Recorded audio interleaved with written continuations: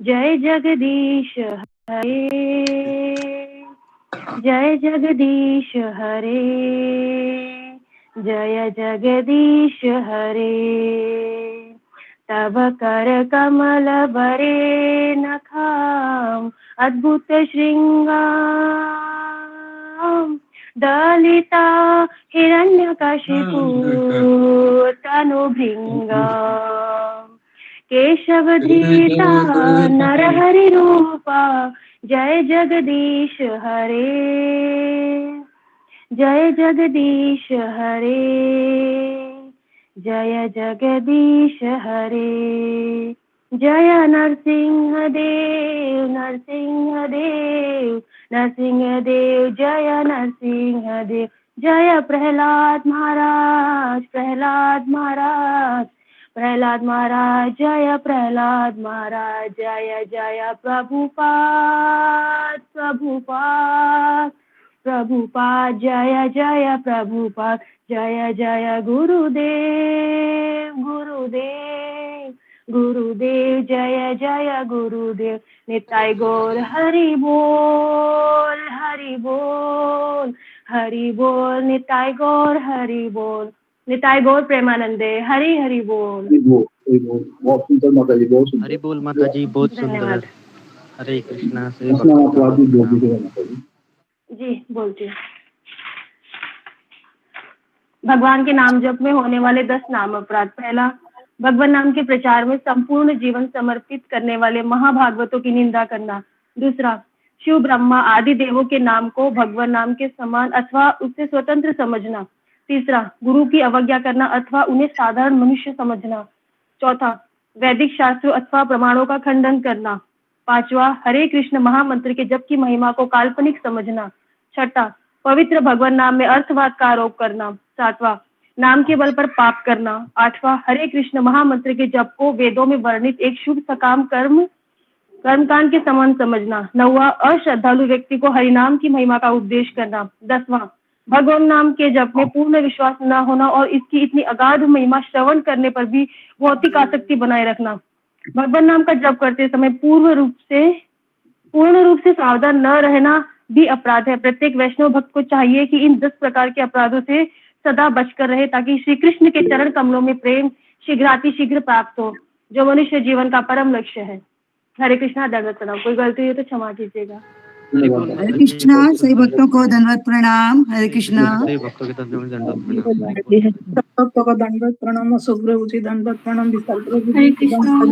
दंडवत प्रणाम माता जी, सही भक्तों के दंडवत प्रणाम। दंडवत प्रणाम। सभी माता को दंडवत प्रणाम। देखो माता जी, कृष्ण माता जी, कल जो बताया था प्रभु जी, कल के बारे में बताइए। प्रभु जी, गुरु जी तो नहीं आए और भक्त भी जा कोई रहे बात नहीं हैं। माता जी, गुरु जी ने आज्ञा दी है मेरे आने से पहले। जी जी। हरे कृष्णा माता जी, प्रभु जी दंडवत सभी प्रणाम। भक्तों के चरणों में दंडवत प्रणाम। सभी भक्तों के चरणों में दंडवत प्रणाम। कल का जो क्लास था उसकी जानकारी देनी है ना? जी जी जी माता जी। ओके। हरे कृष्णा। सभी वैष्णव भक्तों को दंडवत प्रणाम।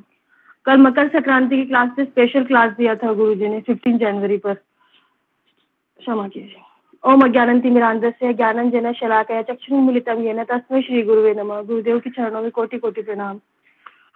गुरुदेव बताते हैं कि मकर संक्रांति बहुत ही शुभ दिन माना जाता है, जो माघ मास के जनवरी महीने में आता है। उस दिन सूर्य मकर राशि में प्रवेश करता है। सारे ग्रह नक्षत्र हमारे मन के ऊपर प्रभाव डालते हैं। ग्रह नक्षत्र के ऊपर देवी देवता है, उनके ऊपर माया देवी अर्थात दुर्गा देवी है, और उनके ऊपर श्री कृष्ण जी है। फिर उसका महत्व बताते हैं गुरु जी। भगवान सूर्य अपनी चमकदार रथों से सवारी करते हैं, जिसमें हजारों पहिए लगे हैं, 7 घोड़े हैं और वरुण उनका सारथी है, जो उत्तर की ओर यात्रा करते हैं। इस दिन से रात लंबी होती है और दिन छोटे होते हैं। वहीं से उत्तरायण शुरू होता है। ये 2 आयन होते हैं, एक को उत्तरायण बोलते हैं, दूसरे को दक्षिणायन बोलते हैं। तो यहाँ पर गुरुजी एक प्रश्न पूछते हैं कि भक्त के जीवन में मृत्यु का समय क्यों मायने नहीं रखता। तो फिर गुरुजी बताते हैं कि एक भक्त सदैव हमेशा भगवान की सेवा में लगा रहता है, तो उसके ऊपर आयु का प्रभाव नहीं पड़ता है, क्योंकि वह मुक्त आत्मा होता है। तो तो हमें आजीवन संघर्ष करना होता है। एक भक्त भी बूढ़ा होता है और एक भौतिक संसार भी बूढ़ा होता है, एक भौतिक स्नान होता है वो भी बूढ़ा होता है, लेकिन इसका उसकी आत्मा पर प्रभाव नहीं पड़ता है।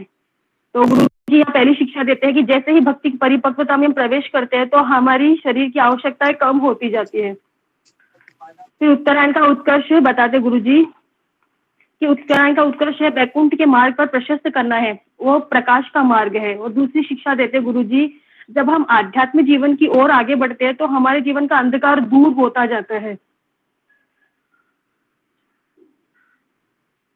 हाँ, फिर गुरुजी क्वेश्चन पूछते हैं कि ऐसा अचानक क्या होता है कि हमारे जीवन का अंधकार दूर हो जाता है, मतलब अंधकार कम हो जाता है और हम नहीं अंधकार कम हो जाता है, हम प्रकाश की ओर बढ़ना रुक जाते हैं। जब हम गुरु और भक्तों के प्रति अपराध करते हैं तो अचानक हमारे जीवन में अंधकार आ जाता है, इससे प्रकाश अंधकार में बदल जाता है। फिर क्वेश्चन पूछते हैं कि हमारे जीवन में क्या ज्यादा जरूरी है, पापों से अपराध से बचना। फिर भक्त लोग इसका जवाब देते हैं। फिर गुरुजी बताते हैं कि अपराध वज्रलेप की तरह होता है और पाप धूली लेप की तरह होता है। मतलब एक बार धूली लेप को तो आसानी से समाप्त किया जाता है, लेकिन अपराध होता है वो वज्रलेप की तरह होता है। इसलिए एक भक्त को चाहिए कि वह गलती से भी अपने गुरु और वैष्णव के प्रति कभी अपराध न करे। भक्ति लता के मूल पर उसका आघात होता है जिससे हमारी भक्ति रुक जाती है। फिर गुरुजी बताते हैं कि मकर संक्रांति पर उत्तरायण के 6 महीने की अवधि का शुभ फल प्राप्त होता है। मतलब जनवरी से लेकर जून तक उत्तरायण शुरू होता है और फिर जुलाई से लेकर दिसंबर तक का पीरियड है उसको दक्षिणायन बोलते हैं।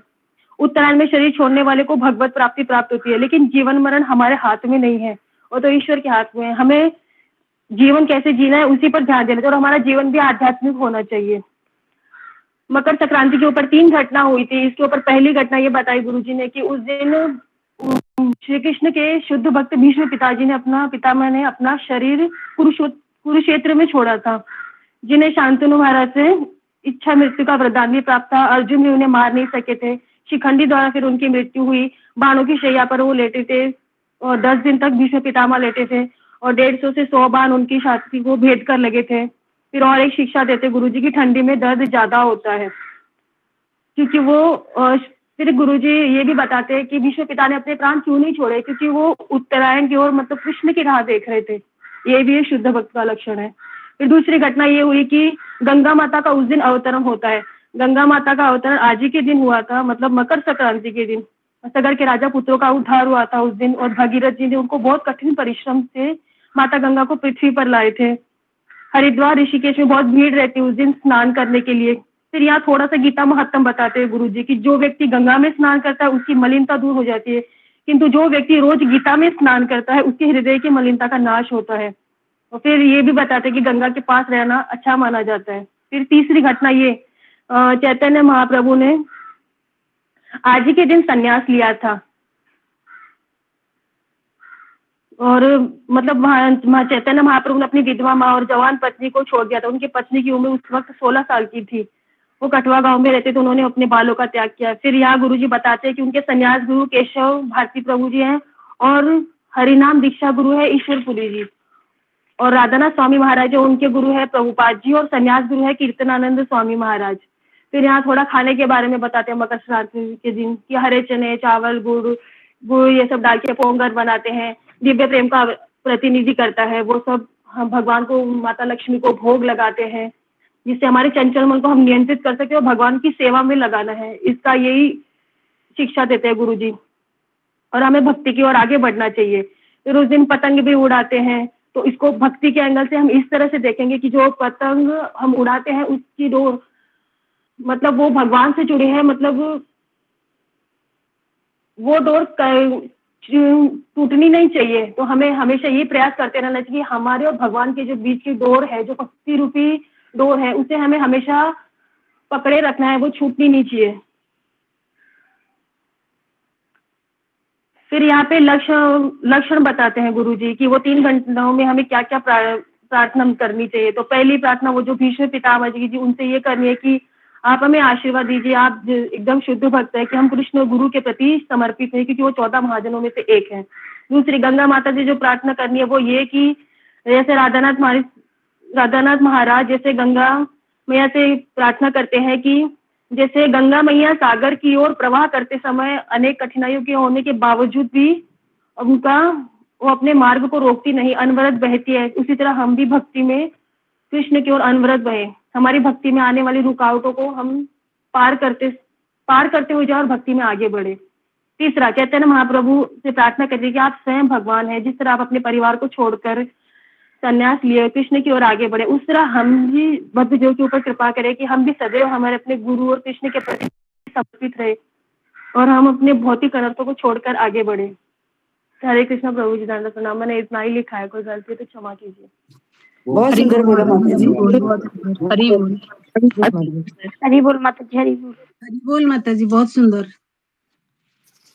हरे बोल माता जी। बहुत हरे कृष्ण। पूरी प्रणाम पूछे भक्त के चरणों में कोटि कोटि प्रणाम।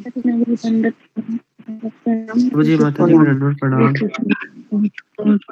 हरे कृष्णा कृष्ण कृष्ण हरे कृष्णा गुरु जी हरे दंडवत प्रणाम। हरे कृष्ण गुरु जी, दंडवत प्रणाम। गुरु जी दंडवत प्रणाम। कृष्णा गुरु जी दंडवत प्रणाम। हरे कृष्ण गुरु जी, हरे कृष्णा गुरु जी दंडवत प्रणाम। सभी भक्तों को दंडवत प्रणाम। हरे कृष्णा। हरे कृष्णा हरे कृष्ण गुरु जी, आपके चरणों में हरे कृष्ण गुरु जी। हरे कृष्णा हरे कृष्णा हरे कृष्णा हरे कृष्णा हरे कृष्ण। ओके, हरे कृष्णा। तो हम आगे बढ़ते हैं। ओम अज्ञानतिमिरान्धस्य ज्ञानाञ्जनशलाकया चक्षुरुन्मीलितं येन तस्मै श्रीगुरुवे नमः। नमो सुपदाय कृष्ण पश्चात् नमो विष्णुपादाय कृष्णप्रेष्ठाय भूतले श्रीमते भक्तिवेदान्त स्वामिन् इति नामिने। नमस्ते सरस्वती देवे गौरवाणी प्रचारिणे निर्विशेष शून्यवादी पाश्चात्य देश तारिणे। जय श्री कृष्ण चैतन्य प्रभु नित्यानंद श्री अद्वैत गदाधर श्रीवासादि गौर भक्त वृंद। हरे कृष्णा कृष्णा कृष्णा हरे हरे, हरे राम राम राम हरे हरे। मुखं करोति वाचालं पंगुं लंघयते गिरिं यत्कृपातमहं वन्दे श्रीगुरुदीनतारिणं। हरे कृष्ण हरे कृष्णा। हरे कृष्ण गुरु जी, दंडवत प्रणाम। सभी भक्तों को दंडवत प्रणाम। हरे कृष्ण गुरु जी, आपके श्री चरण में कोटि कोटि दंडवत प्रणाम। हरे कृष्ण, सभी भक्तों चरण में कोटि कोटि दंडवत हरे प्रणाम। कृष्ण दंडवत प्रणाम। ओके, हरे हरे कृष्ण कृष्ण। गुरु जी के श्री चरणों में दंडवत प्रणाम। श्री प्रभुपाद की जय, गुरुदेव की जय। ओके, आगे बढ़ते हैं जी। सब लोग अपने कैमरा को ऑन कीजिए और माइक को बंद कीजिए। बहुत सारे लोग कैमरा ऑन नहीं करते, कैमरा ऑन कीजिए, नहीं तो आपको रिमूव किया जाएगा। तो आप सब लोग कैमरा ऑन कीजिए। ओके जी जी।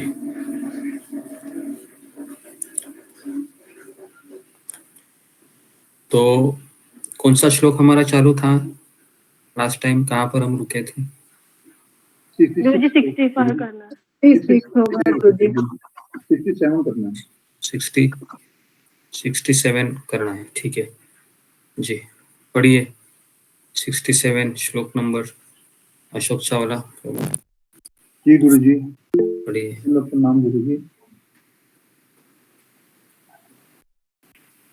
इंद्रियाणां हि चरतां यम्नो अनुविधीयते तदस्य हरति प्राज्ञां वायुर्नाम इति। जिस प्रकार पानी में तैरती नाव को प्रचंड वायु दूर बहा ले जाती है, उसी प्रकार विचारशील इंद्रियों में से कोई एक जिस पर मन निरंतर लगा रहता है, मनुष्य की बुद्धि को हर लेती है। तात्पर्य, यदि समस्त इंद्रियां भगवान की सेवा में न लगी रहें, यदि इनमें से एक भी अपनी स्थिति में लगी रहती है, तो वह भक्त को दिव्य प्रगति पथ से विपथ कर सकती है। जैसा कि महाराज अम्बरीश के जीवन में बताया गया है, समस्त इंद्रियों को अमृत में लगा रहना चाहिए, क्योंकि मन को वश में करने का यही सही एवं सरल विधि है। धन्यवाद गुरु जी, धन्यवाद प्रणाम। ओके, तो हम सबके पास भगवत गीता है, ऐसी मैं आशा करता हूँ।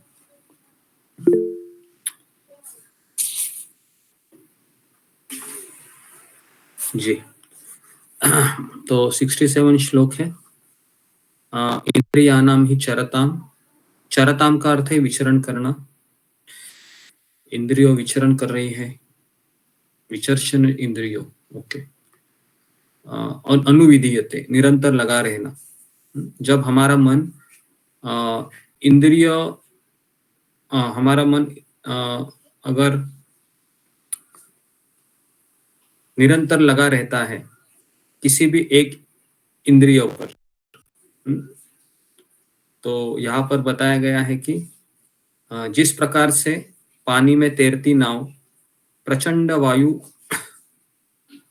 उसको दूर बहा ले जाता है, उसी प्रकार अगर मन एक इंद्रियों पर लगा रहा तो मनुष्य की बुद्धि को हर लेता है। जी, ओके। तो इसका अर्थ क्या है, कोई मुझे बताएगा? इसका अर्थ क्या है? फिंगर को रेज कीजिए। इस श्लोक के द्वारा क्या समझाना चाह रहे हैं भगवान हमें? जी, ओके जी, रंजना माता जी बताइए। हरे कृष्णा प्रभु जी, आप प्रणाम। प्रभु जी, जैसे हमारी 5 इंद्रियां होती है, कान, नाक, जीभ, त्वचा, तो अगर हमारे कोई भी जैसे इंद्रिया यदि भौतिक चीजों में लगी रहती है, जैसे आँख ही है, जैसे आँख से में हम लोग कोई भी चीज देखते हैं तो उसके प्रति आकर्षित हो जाते हैं, फिर मेरा मन उसको पाने के लिए उसको मतलब विचलित हो जाता है, फिर मेरा ध्यान उसी में लगा रहता है हमेशा। तो वो हमको जैसे भटकाती रहती है, हमको मतलब ही करती रहती है। तो ये इंद्रिया जो होती है बहुत प्रबल होती है, क्योंकि हम इसको मन के द्वारा ही कंट्रोल में कर सकते हैं।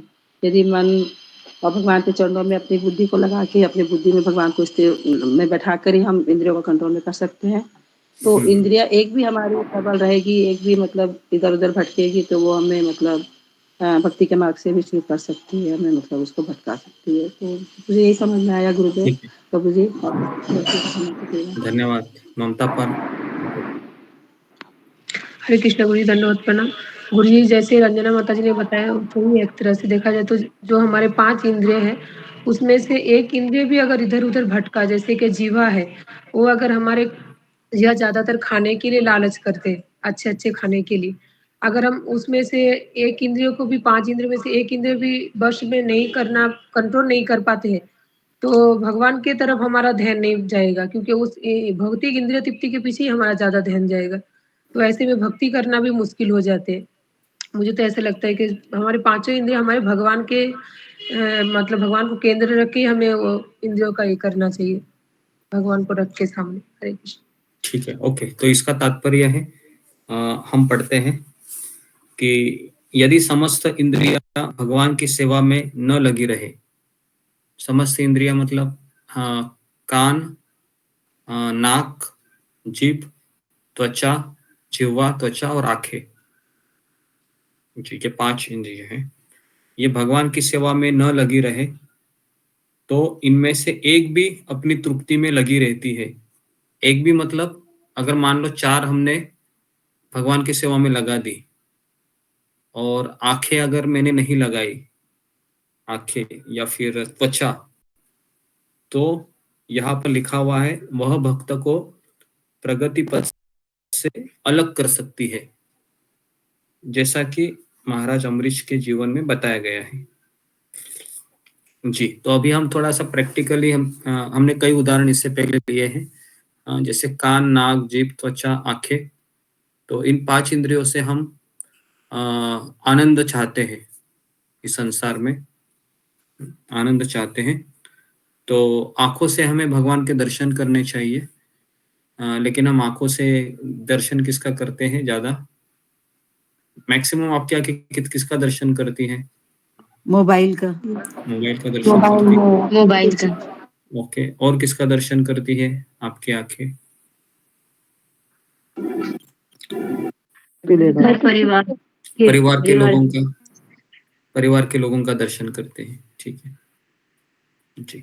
तो अगर कैलकुलेशन किया जाए तो 24 घंटे में हम भगवान का ज्यादा दर्शन करते हैं या मोबाइल का या परिवार का? तो प्रतिभा माता जी इसका मोबाइल और उत्तर दें। परिवार। बोलो। ज्यादातर मोबाइल का होता है, उसके बाद सेकंड में परिवार आता है। ओके, तो पहला है मोबाइल का दर्शन ज्यादा होता है ना? प्रतिभा माता जी को ज्यादा अच्छा अनुभव है इन चीजों का कि मोबाइल का दर्शन है वह बहुत ज्यादा होता है, और उसके बाद परिवार का होता है, और फिर तीसरा है भगवान का होता है। भगवान का भी होता है। होता है गुरु। तो इस तरीके से ये क्राइटेरिया है हमारा, है ना जी। दूसरा है हमारा जिह्वा है, जो प्रभुपाद लिखते हैं कि जिह्वा के 2 कार्य हैं, एक है खाना खाना और दूसरा क्या है? बोलना। बोलना और खाना ऐसे है ना? तो बोलते हैं तो हम अगर भगवान के संबंधित नहीं बोलते हैं तो फिर वापस पतन होने की शक्यता है या पॉसिबिलिटीज है, संभावना है। और जैसे प्रभु जी मेढक की तरह टटर करते हैं, तो वो जैसे बुलाता है, मतलब बुलाहट के सांप को बुलाता है, वो खुद ही मतलब उसको करने के लिए आमंत्रित करता है। और दूसरा है कि खाना है। खाने का अर्थ है कि अगर हम भगवान का प्रसाद नहीं खाते हैं तो हमारी जिह्वा है वह अलग अलग चीजों को टेस्ट करती है, बराबर है जी। तो ये 2 कार्य होते हैं। तीसरा कार्य होता है नाक का। तो नाक का कार्य क्या है? सुगंध लेना ना, गंध लेना जी। तो अक्सर हम जब बाहर जाते हैं तो रंजना कहते माइक को बंद रखिए आप, खुला रहता है हमेशा। सॉरी प्रभु जी। तो नाक का कार्य होता है कि गंध लेना, और अक्सर देखा गया है कि जब हम शादी में जाते हैं या कहीं दूसरों के घर में जाते हैं मेहमान बन के, तो खुशबू आती है आपको। किसकी खुशबू आती है? सेंट परफ्यूम की खुशबू आती है ना, बराबर है, आती है। हम जब हॉस्टल में रहते थे तो हॉस्टल के जो बच्चे होते हैं ना, वो नहाते नहीं थे, तो वो क्या करते थे पता है? ऐसा सेंट मार के जाते थे, परफ्यूम करके, ऐसा आवाज भी आता है ना, करके सब 2-4 मार दिया, और बगल में बैठने से इतना सेंट का बास आता था कि लगता था कि मैं इसके बगल में क्यों बैठा, क्योंकि उसके अजीब सा उसमें ये होता है, पता है? नाक के अंदर जब चला जाता है वो सेंट या परफ्यूम का जो बास है केमिकल जी। तो ये हो गया। तो इसके लिए हमें नाक से हमें भगवान को अर्पण किए हुए फूलों का गंध लेना चाहिए, है ना? आप में से कितने लोग हैं वो भगवान को फूल सुबह अर्पण करते हैं और शाम को निकालते हैं और आपके परिवार वालों को देते हैं? ऐसे ऐसे ऐसे करके, ऐसे ऐसे ऐसे ऐसे मंदिर में ऐसा होता है ना? ऐसे भगवान को अर्पण के फूल है, ऐसे लेके जाते हैं, है ना? करते हैं आपके घर में जी, करना चाहिए। नहीं तो अगर ये नहीं करेंगे तो ये नाक कहीं ना कहीं तो अपना काम बनाएगी ना। अगर वो नहीं करेंगे तो क्या होगा? फिर वो अलग अलग लेने की कोशिश करेगी। 3 हो गए। चौथा है चौथा क्या है? कान, है ना? सबसे क्या बोल सकते हैं, जितने भी इंद्रिय हैं उसमें से ये 2 नंबर का है कान। सेंसिटिव हमारा जिह्वा है सबसे बड़ा, उसके बाद 2 नंबर ये इसका आता है, बराबर है? कान है ना। तो कहीं पर भी खुसुर खुसुर चलती रहती है तो पहले कान ही जाते हैं ना उस दिशा में कि क्या भाई क्या बोल रहे हैं जरा, है ना। और ऐसे कान लगाते हैं कि पूछो मत, है ना। कभी कभी ऐसा देखा गया है, मैंने ऐसे परिवार को भी देखा है कि अगर कॉमन दीवार रहेगी ना तो उस बगल के रूम का आवाज जाता है ना, तो ऐसे वो कान लगाते हैं ऐसे कि पता नहीं क्या बातें चल रही होगी। तो लोगों को वो उसमें बहुत मजा आता है कि नहीं। कभी कभी दूसरों की बातें क्या हो रही है भाई, सनसनी खबर, आज तक न्यूज चैनल, कान लगा के सुनिए, है ना। तो जी, तो कान है ये बहुत ही हमें भगवान के श्रवण में लगानी चाहिए, कीर्तन में लगानी चाहिए। लेकिन उसमें नहीं लगेगी तो कहाँ पर कुसुर कुसुर चल रहा है वो सुनने में हमें आनंद आएगा। हम भक्ति में आने के पहले इसमें मजा लेते थे, क्या लगता है आपको? भक्ति में आने से पहले कि कहाँ पर क्या चल रहा है ना, या इसका उधर बताओ और थोड़ा मजा ले लो, है ना, या इसका उधर इधर, है ना। और बोलते समय क्या बोलते हैं कि किसी को कहने का नहीं है क्या, मैं तुम्हारी हितैषी हूँ, है ना, वेल विशर हूँ, हम दोनों के बीच ही रहेगा ये। तो ऐसा भी होता है ना जी। लेकिन ये पूरे 100 लोगों को पता होता है ये, लेकिन हमें लगता है कि मुझे ही पता है, ठीक है। तो ये हो गया, कान हो गया। तो कानों से हमें भगवान की कथा सुननी चाहिए, भागवत श्रवण, गीता श्रवण होना चाहिए। मुझे लगता है कि जितने भी भक्त आ रहे हैं उनके कान मुझे लगता है कि अच्छे से यूज होता होगा ना, 5 में से एटलीस्ट कान का तो हम बता सकते हैं कि बहुत अच्छा यूज हो रहा है। एटलीस्ट 2 घंटा तो कम से कम सुनना हो रहा है, बराबर है। आंखों का भी पता नहीं है, क्योंकि आंख अगर भगवान को देखते हैं या एटलीस्ट भक्तों को देखते हैं तो आंखों का भी उपयोग हो सकता है ना। आंख, जीवा का मुश्किल है थोड़ा, क्योंकि सबको चटपटा खाना अच्छा लगता है कलयुग में, बराबर है। सबको दाल राइस जमता है, किसी को, कोई लोगों को जमता है दाल राइस, लेकिन कुछ लोगों को चटपटा खाना अच्छा लगता है। कोई जिलेबी है, पकोड़ा है, सैंडविच है, या पास्ता है, पिज्जा है, बर्गर है। मुंह को पानी आ रहा होगा आपको, लेकिन आप इसको मत खाइए, है ना, क्योंकि ये सब रजोगुण में आता है मोस्टली। तो हमें सत्वगुण के आहार लेने चाहिए, ठीक है। तो जी, तो यहाँ पर प्रभुपाद ये बताना चाह रहे हैं कि 5 इंद्रियों में से अगर हमारा एक भी इंद्रिय यूज नहीं हो रहा है, 5वां मैंने नहीं बताया आपको, त्वचा का हम कैसे कर सकते हैं। तो त्वचा है ये बहुत सेंसिटिव इंद्रिय है ना। तो त्वचा का प्रयोग हमें एक है कि भगवान के चरणों को दबाने के लिए करना चाहिए। दबाते हैं आप लोग, अगर विग्रह रहेगा तो भगवान के चरण ऐसे ऐसे ऐसे थोड़े दबा सकते हैं, है ना। तो शिला और जितने भी सेवा होती है वो भी तो हाथ मतलब त्वचा से छूकर ही होती है। हाँ, जी, हाथ से ही करते हैं, हाथ पैर से ही करते हैं। लेकिन इसमें त्वचा मतलब वो उस तरीके से नहीं ले रहे हैं। त्वचा मतलब एक तरीके से एक टच होता है ना, से टच, जो खास करके जो स्त्री और पुरुष का कैसे टच होता है, तो उसमें वो उसकी बात चल रही है यहाँ पर। तो अगर हम त्वचा को भगवान की सेवा में नहीं लगाएंगे, उनके व्यक्तिगत रूप से, या भक्तों को आलिंगन करना, पता है मंदिरों में आते हैं तो एक प्रभु जी है, प्रभु जी से ऐसे गले मिलते हैं, माता जी से गले मिलते हैं, देखा है ना आपने। तो वो उसका सही प्रयोग होता है कि त्वचा का इस्तेमाल करना, ठीक है। अगर नहीं करेंगे तो फिर ये गलत डायरेक्शन में चले जाते हैं।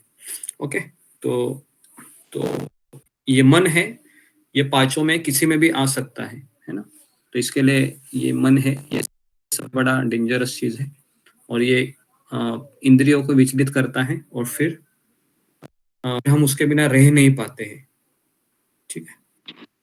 तो जी, तो इसमें किसी का प्रश्न है अभी तक जो चर्चा की इस श्लोक के बारे में? आगे बढ़ते हैं, नहीं तो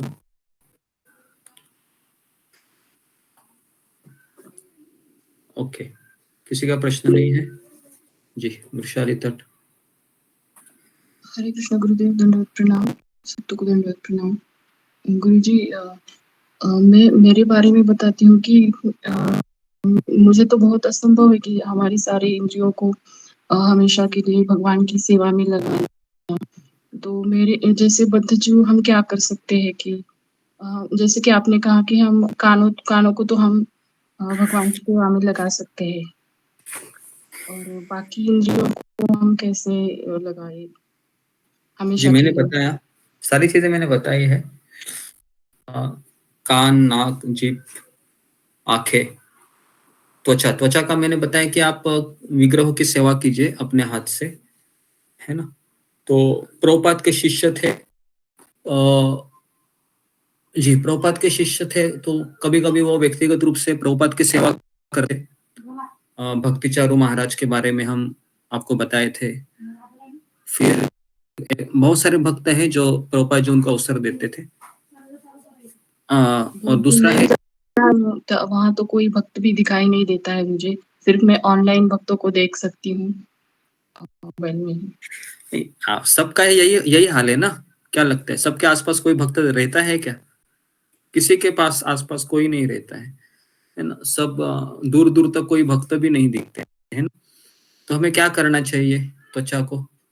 तो मुझे ऐसा लगता है कि कभी कभी भगवान के जो कपड़े होते हैं ना, भगवान के कपड़े होते हैं, पुराने कपड़े हैं या भगवान ड्रेस है या भगवान का रुमाल है, तो आप अपने आंखों को ऐसा लगा सकते हैं, या कोई ऐसी भी चीज, बराबर है, जिसको यूज किया हो किसी ने। क्या लगता है ना, हो सकता है ऐसे भी हो सकता है। तो वो आप कर सकते हैं जी। तो क्रमांक 68 जी पढ़िए, प्रतिभा कुमारी जी। सॉरी, हरे कृष्णा। जी चरण दंडवत प्रणाम, से भक्तों को दंडवत प्रणाम। तस्मादस्य महाबाहो निगृहीतानि सर्वशः इंद्रियाणि इंद्रियार्थेभ्य तस्य प्रज्ञा प्रतिष्ठिता। अतः हे महाबाहु, जिस पुरुष की अपने अपने विषयों से सब प्रकार से विरत होकर उसके वश में है, की बुद्धि निसंदेह स्थिर है। तात्पर्य, कृष्ण भावनामृत के द्वारा इंद्रियों को भगवान की दिव्य प्रेमा भक्ति में लगाकर इंद्रिय तृप्ति की बलवती शक्तियों को दमित किया जा सकता है। जिस प्रकार शत्रु दमन श्रेष्ठ सेना द्वारा किया जाता है, उसी प्रकार इंद्रियों का दमन किसी मानवीय प्रयास के द्वारा नहीं, अपितु उन्हें भगवान की सेवा में लगाए रखकर किया जा सकता है। जो व्यक्ति यह हृदयंगम कर लेता है कि कृष्ण भावनामृत के द्वारा बुद्धि स्थिर होती है और इस कला का अभ्यास प्रामाणिक गुरु के पथ प्रदर्शन में करता है, वह साधक अथवा मोक्ष के अधिकारी कहलाता है। हरे कृष्ण। ओके जी जी। तो यहाँ पर वापस वही चीज बताई गई है कि जिस पुरुष की मुझे ऐसे लगता है कि इसमें सभी लोग आ गए। पुरुष मतलब एक तरीके से जितने भी जीवात्मा हैं मनुष्य शरीर में, स्त्री पुरुष हो सकते हैं। इंद्रिय अपने अपने विषयों में सब प्रकार से विरत होकर उसके वश में है ना। तो उसकी बुद्धि स्थिर है। और मैं वापस बता रहा हूँ, ये जितना भी अभी हम पिछले 5-6 श्लोक पढ़ रहे हैं ना,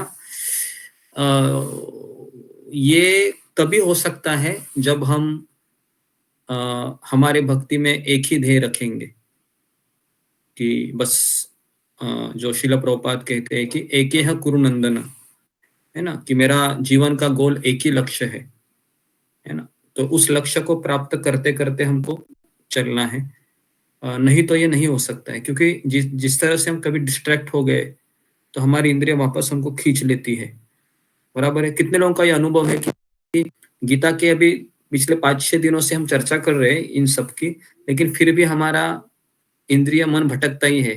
होता है ऐसे, सुनने के बाद भी होता है ना, बहुत ज्यादा ही होता है। कभी कभी जितना सुनता हूँ ऐसा लगता है कि ऐसी भागती है इंद्रिय कि वापस खींच के लेके आना तो मुश्किल लगता है, बराबर है।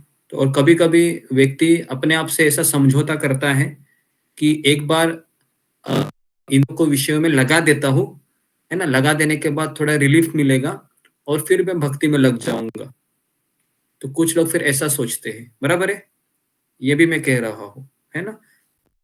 भी इंद्रिय बहुत सताती है हमें, तो व्यक्ति सोचता हूँ कि मेरे से नहीं हो रहा है, मैं बहुत क्या बोल सकते हो कि जिस तरह से अन्न के बिना आदमी कैसे होता है, क्या बोलते हैं उसको, अन्न प्यास के बिना, जैसा प्यासा होना या बिना खाने का नहीं रह सकता हूँ, तो वैसे ही उस इंद्रियों को जब इंद्रिय विषय में लगा देता हूँ तो फिर वो थोड़े समय के लिए रिलीफ मिलता है। लेकिन मैं वापस कह रहा हूँ, वो रिलीफ है ना, वो टेम्पररी है, क्योंकि थोड़े ही समय में क्या होने वाला है, वापस वही इंद्रिय हमको तकलीफ देने वाला है। ऐसा होता है, कितने लोगों का अनुभव है कि ऐसा लगता है कि मैंने वो चीज कर दी है ना, जैसे मान लो कुछ मैंने बाहर कर लिया हो, तो आपको लगेगा अभी मेरा जीवा शांत हो गई, बराबर है, ऐसा होता है कुछ समय के लिए, लेकिन अगले ही दिन वापस आप दुकान में जाओगे तो वही हिट मारेगा ना। पॉपअप आता है कि नहीं, पॉपअप पता है आपको, जैसे कंप्यूटर पे आता है ना पॉपअप, मतलब अभी आपको रिमाइंड है वो, है ना, आपको खाना है, आपको खाना है, आपको खाना है, आपको खाना है, बराबर है, होता है। ये हमारा डेली का रहेगा ना, जितना हम सुने हैं उतना ज्यादा हमको ये तकलीफ देता है। ओके जी, तो इसको समझना बहुत जरूरी है। ओके जी, तो जी सुश्री मिश्रा माइक को बंद करो। तो जी, तो इस तरीके से यहाँ पर लिखा हुआ है कि कृष्ण भावनामृत के द्वारा यह सारी इंद्रियों को भगवान की प्रेम भक्ति में लगाकर इंद्रिय तृप्ति की बलवती शक्तियों को दमित किया जा सकता है। तो भगवान से हमें प्रेम होना चाहिए। लिखा गया है कि भगवान से प्रेम तभी होता है जब भगवान हमारी इच्छाओं को पूरा करते हैं। क्या लगता है, ऐसा होता है कभी कभी कि भगवान मेरी इच्छाओं को पूरा करे, फिर मैं भगवान आपको प्रणाम करूंगी या आपके लिए 56 भोग बनाऊंगी, है ना। जैसे मुझे किसी का आज होना था कि मेरे पति को बचाया गया था, है ना, कुछ इंसिडेंट हुआ था, तो उससे मुझे बहुत अच्छा लगा कि भगवान ने परिवार की रक्षा की, है ना। लेकिन हमारा होता है कि भगवान मेरे साथ कैसे भी व्यवहार करे, जैसे रुक्मिणी क्या कहती है कि आप मेरे पति हो या फिर मुझे ठुकरा दो, बराबर है, हम हमेशा आपको ही आपका भक्ति करते रहेंगे हर जन्म में, है ना। लेकिन हमारा ऐसा नहीं होता है ना, किसी ने हमको ठुकरा दिया तो हम वापस उसके पास जाते हैं क्या, प्रैक्टिकली हम वापस उसके पास नहीं जाते। हम सोचते कि ये मेरा आदमी नहीं है, ये मेरा शत्रु है क्योंकि ये मुझे ठुकरा देता है। लेकिन भक्ति में ऐसा नहीं चलता है। भक्ति में भगवान हमको ठुकराते भी है और गले भी लगाते हैं, लेकिन गले बहुत कम बार लगाते हैं, ठुकराते ज्यादा है, बराबर है, या ठुकराते कम है और गले ज्यादा लगाते हैं। क्या आपका ज्यादा अनुभव है, अशोक चावला प्रभु? जी गुरुदेव। हाँ, आपका अनुभव क्या है? ना ठुकराते हैं ना अभी तक गले लगाया है गुरुजी। जी, तो आपने स्टैंड पकड़ लिया। जी, आपने न्यूट्रल स्टैंड पकड़ लिया, गाड़ी आपने न्यूट्रल में डाल दी। मैंने क्या कहा कि भगवान फर्स्ट गियर में है, जा रही है अब धीरे धीरे। कितना नहीं, भगवान आपको ज्यादा ठुकरा देने का अनुभव है या भगवान आपको ज्यादा गले लगाने का अनुभव है? अभी तो गुरुजी अपनाने का है जी, अपना रहे हैं भगवान, अपना रहे हैं, ठीक है। तो जी, तो अपना रहे मतलब भक्ति में नए नए है, और ठुकराने का अर्थ है भक्ति में भी सीनियर हो गए थोड़ा। ओके जी। तो जी, तो इसका मैं आपको उदाहरण भी दूंगा। अभी माँ है, बच्चों को ज्यादा अटेंशन कब देती है? जब वो बच्चा छोटा होता है ना, बराबर है। बड़ा होने के बाद माँ उतना अटेंशन देती है उसको। माँ कहती है अभी ठीक है भाई, तुम जाओ और खाने के समय आ जाना। तो ऐसा ही होता है ना। तो अभी हम अगर भगवान अटेंशन दे रहे हैं तो हम किस कैटेगरी के भक्त हैं? अभी थोड़े से बच्चे हैं अभी, है ना, बच्चे हैं, छोटे हैं। तो लेकिन जैसे ही भगवान ने ध्यान देना कम हो गया तो समझने का कि अभी थोड़ा बड़े हो रहे हम, है ना, समस्याएं ज्यादा आ रही है तो बड़े हो रहे हैं। इतने भी बड़े मत हो जाइए कि माँ को कहिए कि अभी तुम तुम्हारा देखो, मैं मेरा अपना देखता हूँ। तो ऐसा इतना भी बड़ा नहीं होना है हमें। तो हमें बैलेंस बड़ा होना है कि ठीक है, हम माँ आपसे हमेशा लॉयल रहेंगे, लेकिन हम अपना भी संभाल सकते हैं, तो आप हमारी चिंता मत करें, इस तरीके से।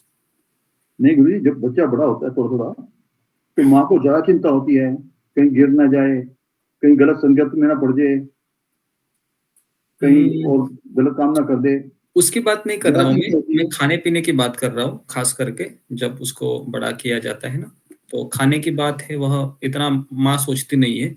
माँ सोच लेते हैं कि बच्चा खा लेगा, मेरा बड़ा हो गया है।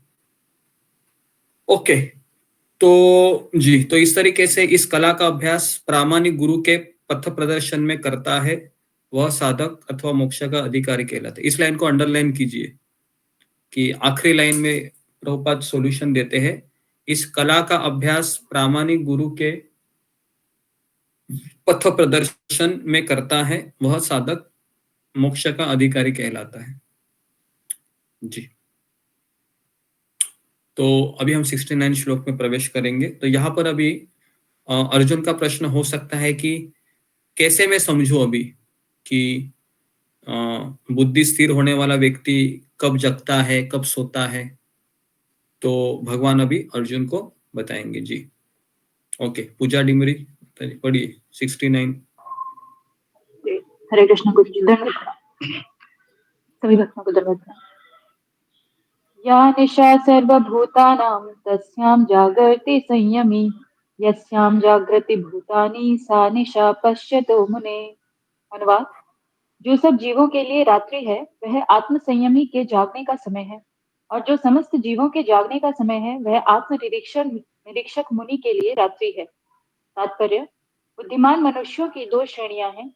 एक श्रेणी के मनुष्य इंद्रिय तृप्ति के लिए भौतिक कार्य करने में निपुण होते हैं, और दूसरी श्रेणी के मनुष्य आत्म निरीक्षक हैं, जो आत्म साक्षात्कार के अनुशीलन के लिए जागते हैं। विचारवान पुरुषों या आत्मनिरीक्षक मुनि के कार्य भौतिकता में लीन पुरुषों के लिए रात्रि के समान है।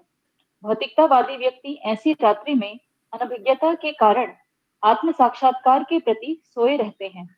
आत्मनिरीक्षक मुनि भौतिकवादी पुरुषों के रात्रि में जागे रहते हैं। मुनि को आध्यात्मिक अनुशीलन की क्रमिक उन्नति में दिव्य आनंद का अनुभव होता है।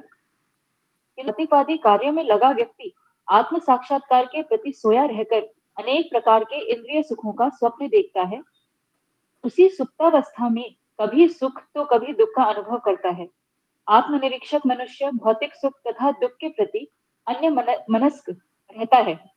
वह भौतिक घातों से अविचलित रहकर आत्म साक्षात्कार के कार्यों में लगा रहता है। हरे कृष्ण। ओके, तो देखिए ये श्लोक समझना बहुत जरूरी है।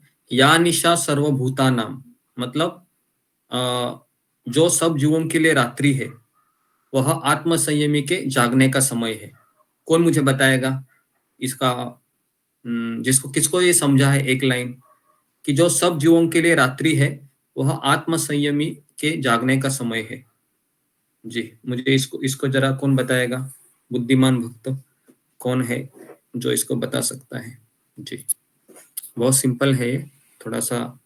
जी, नित्यानंद राहुल बताइए।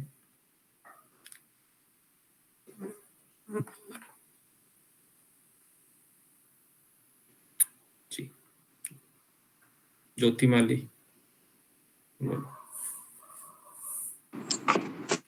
हरे कृष्णा गुरु जी, आपके चरणों में दंड प्रणाम। सभी वैष्णव भक्तों के चरणों में दंड प्रणाम। गुरु जी, जैसे हम सुबह जपा के लिए उठते हैं 3-4 बजे, तो हमारे लिए वो सुबह का समय है, और भौतिकवादी लोग उस समय सो रहे होते हैं, तो मुझे ऐसा लगता है। जी जी, तो सही समझा। तो हमारा जगने का समय होता है 3 बजे, 4 बजे हमारा जगने का समय होता है। और लोग कितने बजे सोते हैं? भौतिकतावादी लोग रात को 1 बजे 2 बजे सोते हैं ना, 1 बजे 2 बजे सोते हैं।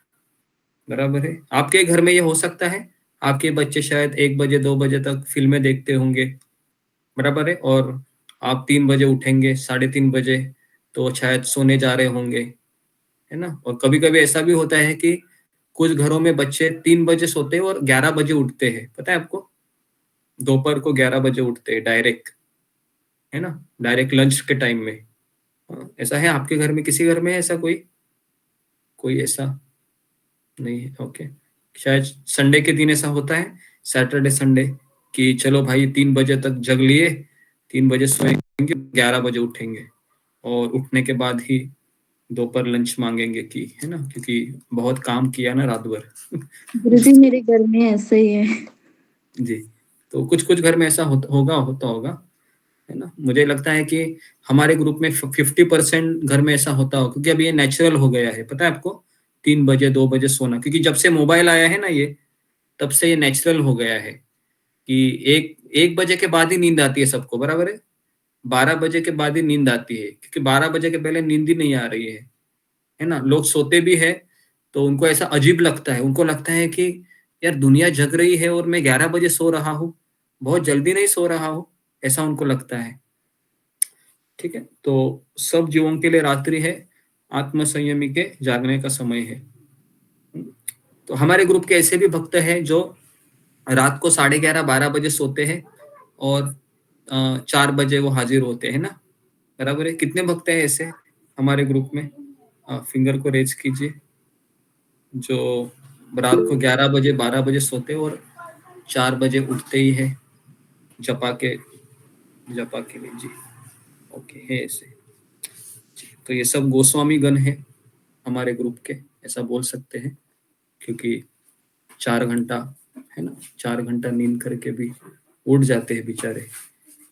तो ये सब लोग इनको प्रणाम कीजिए, क्योंकि साधारण चीज नहीं है ये। बेचारे कैसे तो 11:30-12 बजे सोकर 4 बजे उठते हैं।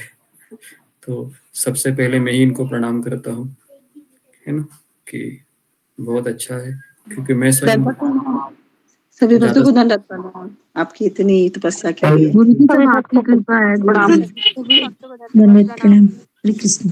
गुरु जी रोज नहीं होता, कभी कभी 11 बजे सोते।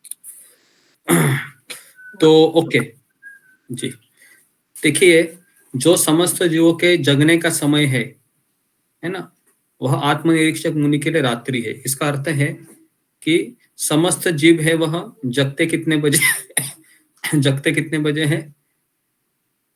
मोस्टली 9-10 बजे। 9-10 बजे। इसको हम ऐसा ले सकते हैं क्या 12 कि रात को 10 बजे 9 बजे है, ये लोग जगे रहते हैं, लेकिन हमारे लिए वो रात बन जाती है, बराबर है, जो रात के 9 बजे है या 10 बजे है ना। तो हमारे मंदिर में, आश्रम में जब मैं रहता था उस समय सारे भक्त है ना 8 बजे सो जाते थे, है ना, शाम को 8 बजे सो जाते थे ऐसे, 8:30 बजे लाइट बंद, ऐसा। तो 3 साल में उनके साथ रहा, तो ऑटोमेटिकली 8:30-9 बजे नींद आने लगती है ना। तब से अभी कम से कम 20 साल हो गए। मैं रात के 10 बजे के बाद हार्डली कभी जगा हूँ, 10 बजे के बाद मैं जगता ही नहीं हूँ, क्योंकि मुझे 9 बजे तक मुझे ऐसा लगता है कि अभी अगर मैं सोया नहीं तो शायद मैं बेहोश हो जाऊंगा, तो इतना थका होता है। तो 9 बजे ऑटोमेटिकली नींद आ जाती है। तो तात्पर्य में लिखते हैं अभी, बुद्धिमान मनुष्य की 2 श्रेणियां हैं। एक श्रेणी के मनुष्य इंद्रिय तृप्ति के लिए भौतिक कार्य करने में निपुण होते हैं, और दूसरे श्रेणी के मनुष्य आत्मनिरीक्षक होते हैं। तो आत्मनिरीक्षक का अर्थ है जो मनुष्य भगवान के दिए हुए मार्ग पर गुरु को साथ लेकर चलता है, या गुरु की उंगली पकड़ चलता है, और भौतिक कार्य में व्यक्ति है वह अपने लोगों की मदद लेते हुए अपनी इच्छाओं को पूर्ण करने में लगे रहता है। तो विचारवान पुरुष या आत्मनिरीक्षक मुनि के कार्य भौतिकता में लीन पुरुषों के लिए रात्रि के समान है। जो अभी हमने चर्चा किया सब वही है। ओके, तो आगे बढ़ते अभी हम 70वें श्लोक में। जी, तो 70वां श्लोक है ये। जी, किनके पास गीता है फिंगर को रेज कीजिए। पद्मा पराशर, ओके, पद्मा पराशर पढ़ो।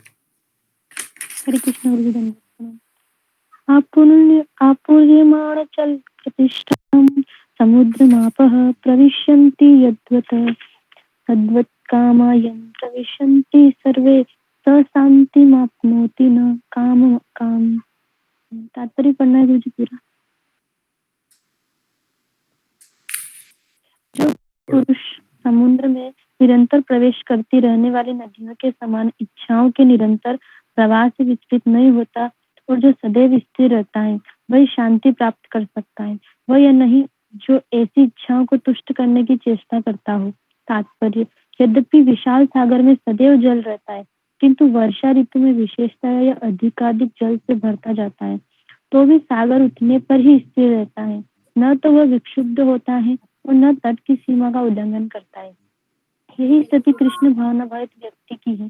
जब तक मनुष्य शरीर है तब तक इंद्रिय तृप्ति के लिए शरीर की मांगे बनी रहेगी, किंतु भक्त अपनी पूर्णता के कारण ऐसी इच्छाओं से विचलित नहीं होता।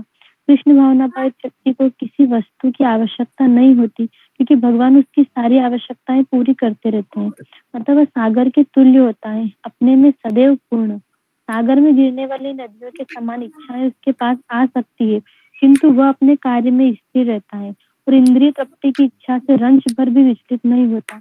कृष्ण भावना भावित व्यक्ति का यही प्रमाण है। इच्छाओं के होते हुए भी वह कभी इंद्रिय तृप्ति के लिए उन्मुख नहीं होता क्योंकि वह भगवान की दिव्य प्रेमा भक्ति में तुष्ट रहता है, अतः वह समुद्र की भांति स्थिर रहकर पूर्ण शांति का आनंद उठा सकता है।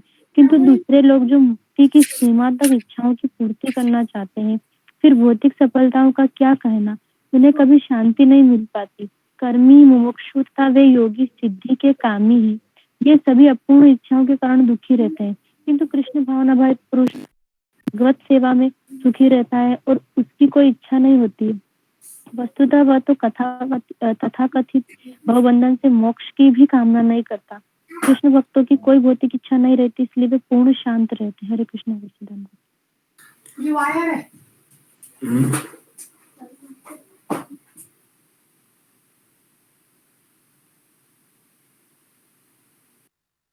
ओके, हरे कृष्णा। तो देखिए ये श्लोक बहुत ही इंपॉर्टेंट है। तो इसमें भगवान कहते हैं जो पुरुष समुद्र में निरंतर प्रवेश करती रहने वाली नदियां के समान इच्छाओं के निरंतर प्रवाह से विचलित नहीं होता। तो हम सबको पता है कि समुद्र में प्रवेश करता है या नदी समुद्र में प्रवेश करती है? नदी समुद्र में प्रवेश करती है ना जी। तो यहाँ पर नदी किसको कहा गया है और समुद्र किसे कहा गया है जी? फिंगर को रेज कीजिए। तो यहाँ पर नदी किसे कहा गया है और समुद्र किसे कहा गया है जी? ओके, नंदनी झा जी। हरे कृष्णा जी, हरे कृष्णा गुरु जी, दंडवत प्रणाम। हरे कृष्णा सभी भक्तों को दंडवत प्रणाम। समुद्र भगवान को कहा गया है और नदी को कहा गया है। हरे कृष्णा, दंडवत प्रणाम। गलत कहा।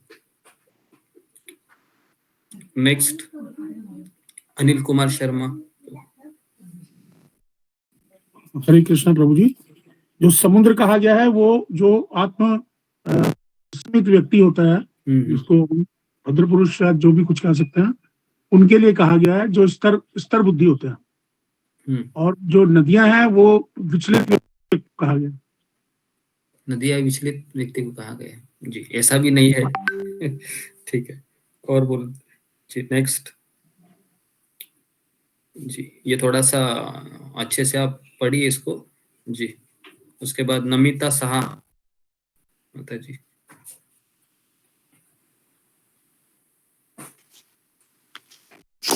हरे कृष्ण गुरु जी, प्रणाम गुरु जी। गुरु जी,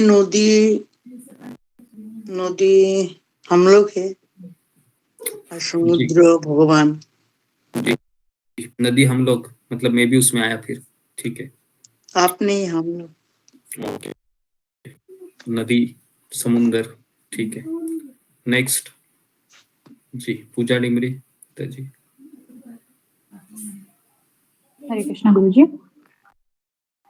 यहाँ पे ये कहा गया है कि जैसे नदियां कितनी भी प्रवाह में अगर समुद्र में आए तब भी समुद्र विचलित नहीं होता, उसी प्रकार से हमारी इंद्रिय तृप्ति की जो इच्छाएं होती हैं वो जो आत्मसंयमी पुरुष या मनुष्य जो होता है, उसकी इच्छाएं चाहे जितनी मर्जी उसके अंदर आ जाएं, फिर भी वो विचलित नहीं होता और निरंतर भक्ति पथ में अग्रसर रहता है।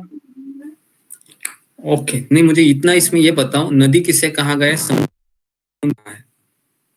नदी हमारी इच्छाओं को, हमारी बहुत ये इंद्रिय तृप्ति की इच्छाएं हैं, वो ओके। हमें, और समुद्र हमारा जो मन है जो विचलित नहीं होता है उन इच्छाओं के आने के बावजूद भी, फिर भी हम भक्ति में ही लगे रहते हैं।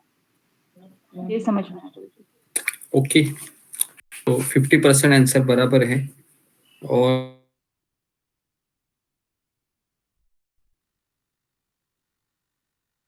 गुरुजी आप म्यूट है गुरुजी। ओके, हरे कृष्ण। तो इसका सटीक आंसर आप मुझे दीजिए, मैं वापस इस श्लोक को बोलता हूँ, तात्पर्य पढ़ता हूँ। जो पुरुष समुद्र में निरंतर प्रवेश करती रहने वाली नदियों के समान इच्छाओं पे निरंतर प्रवाह से नहीं विचलित होता है और सदैव स्थिर रहता है, वही शांति प्राप्त करता है, वह नहीं जो ऐसी इच्छाओं को तुष्ट करने की चेष्टा करता है। तो मेरा आप लोगों को सवाल है कि नदी क्या है और समुद्र क्या है? जी, नेक्स्ट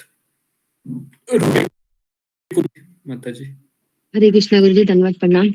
गुरुजी, जो हमारी इच्छाएं होती है वो समुद्र के बराबर है। जैसे कि आप बताते हैं हमारे सिहाई दे दिया और लिखने के लिए दिया जाता है, तो हमारी इच्छाएं मतलब खत्म नहीं होती है, तो मतलब बढ़ती जाती है। एक इच्छा होती है, दूसरी इच्छाएं बढ़ने लगती है, तो वो समुद्र के बराबर ही है वे इच्छाएं। इसलिए यहाँ पर ये बताया जो इच्छाएं है समुद्र के बराबर है। जो हमारा मन, जो शांति का जो मन होता है, स्थिर रोक लेता है उस भावनाओं को जो हमारी इंद्रिय को मतलब पूर्ण करने में लगती है, तो उसको आदि का मुझे ये नदी का नहीं पता, समुद्र का लगा। हरे कृष्ण गुरु, माफ करें। क्या रही हो तुम? ठीक। प्रीति अग्रवाल। हरे कृष्ण गुरुजी, धन्यवाद, प्रणाम। गुरुजी, जो नदी होगी वो हमारे जो विचार उठते हैं मन में, बहुत से विचार, बहुत सी इच्छाएं जो निरंतर आती रहती है, वो तो नदी हो गया। और समुंदर हमारा हृदय हो गया, हमारे मन हो गया समुंदर, जहाँ पे नए नए विचारों का और इच्छाओं का सृजन होता रहता है। मुझे यही समझ आया गुरुजी। ओके जी, ओके। वैशाली तट। हरे कृष्ण गुरुजी, दंडवत प्रणाम।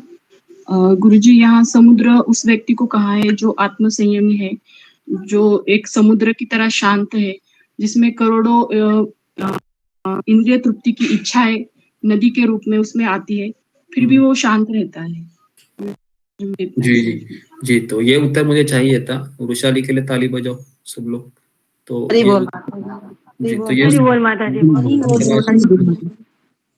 जी, तो यहाँ पर समुद्र मतलब वह व्यक्ति है जो आत्मसंयमी है ना। आपने देखा है कि समुद्र के भीतर जब नदियां प्रवेश करती है तो क्या समुद्र को बाढ़ आती है कभी?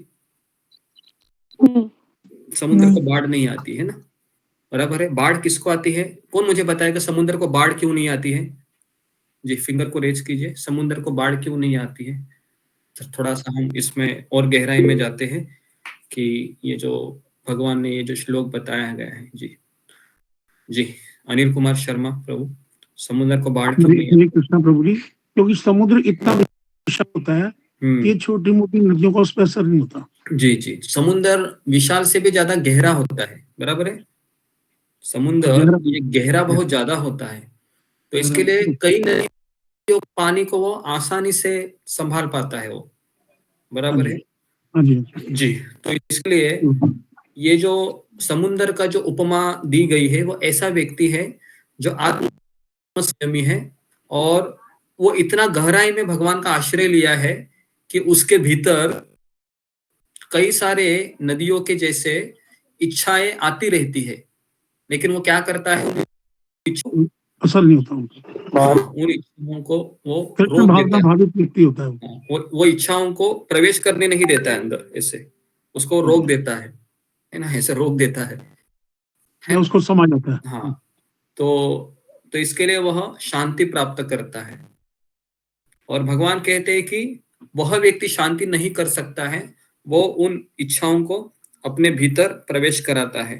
क्योंकि एक बार इस मन में एक भी इच्छा प्रवेश की तो क्या होगा, अपना नतीजा क्या होता है, वो इच्छा हमारा सर खा जाती है।